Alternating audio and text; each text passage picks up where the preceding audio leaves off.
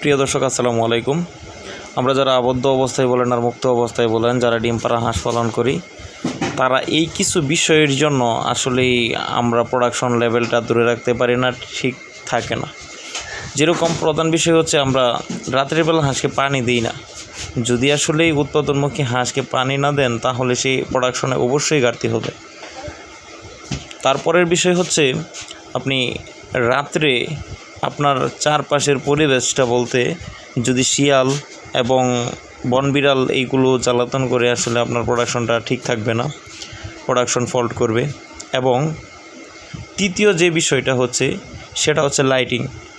আপনারা খামারের মধ্যে যদি লাইট জ্বালানো থাকে, অবশ্যই খেয়াল রাখবেন সেই লাইটটা যেন সবসময় জ্বালানো থাকে। যদি অন্ধকার পড়ে যায়, তখন কিন্তু হাঁস অনেক দাপাদাপি করে, সেটা কিন্তু হাঁসের জন্য চরম একটা খারাপ দিক।